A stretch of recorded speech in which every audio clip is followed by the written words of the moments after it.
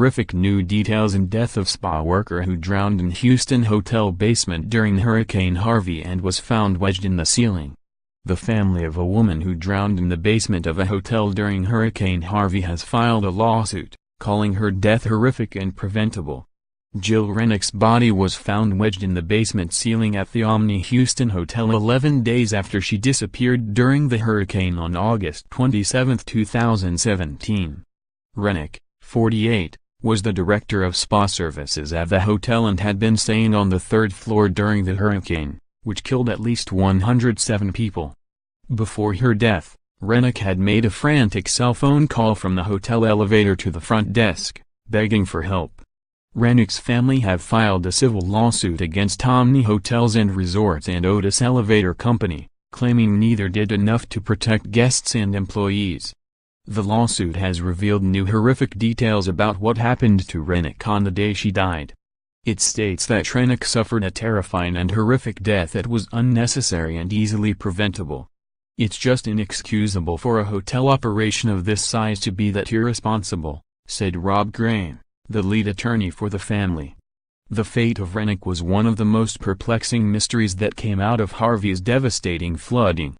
She disappeared in the early morning hours as floodwaters inundated Houston. Her body was finally discovered on September 7 in the ceiling of the hotel's basement. "I don't want this to happen to anybody again, employee or guest," said Renick's sister, Pam S. Ellinger. Renick, who spent the night with her dog in a room on the hotel's third floor, was called by a staffer around 5:15 am and told to come downstairs, Crane said. "We've asked for more specificity as to what she was told and we were told that that's pretty much it, that she was told to come downstairs," Crane said. The third floor does not have access to the service elevator, so Renick would have likely had to access it from the first or second floors. The lawsuit said there's no indication Renick was told the basement and elevator shafts were flooding, or that she was told to avoid the elevators. Elevators also weren't disabled amid the flooding, nor were they barricaded to prevent people from entering. She was not given any indication that anything was remiss or dangerous for her to go downstairs, Crane said. There was not a coordinated plan that was being implemented. Renick's family claims that the hotel was already well aware the basement was flooding and that surveillance footage shows floodwaters coming in at 4:46 am. In that time period, people who appear to be hotel employees can be seen on the video walking through the accumulating water in the basement. Not only was there ample warning of heavy rain accompanying Hurricane Harvey, the Omni knew their basement was flooding that morning, Crane told KPRC. It is unconscionable to leave the elevators operating, to not barricade around the elevators to prevent their use and to not warn Jill and the other guests of this life-threatening danger. In a flood, elevators are death traps. Renick made the call for help around 5:40 am, telling the front desk that she was trapped in the basement service elevator and that water was coming in. Employees could not locate Renick and were not able to raise the elevator due to the rising water and power outage. Meanwhile, guests and employees on the first floor could hear Renick screaming and clamoring for help. Renick was somehow able to exit the elevator into the basement.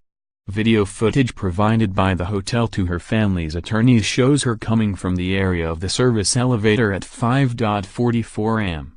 We see her going against the flow of the floodwaters. We also see her shortly thereafter coming back with the flow of the water, said Crane. It is clearly somebody who is trying to find a way out of this horribly terrifying condition. The video ends at 5:45 am and Renick isn't seen alive again.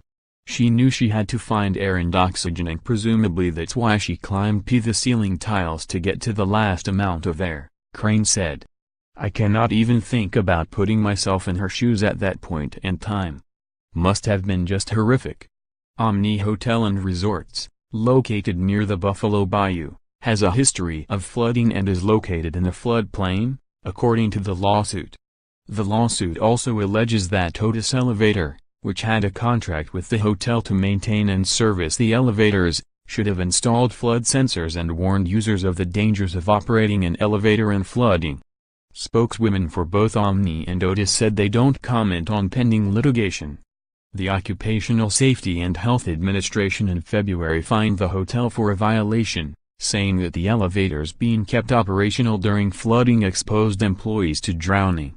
Omni is currently undergoing a $30 million renovation and is set to reopen in November. Ellinger described her sister as the kind of person who everybody gravitated to. "She was wonderful," Ellinger said. "And she's missed terribly every day.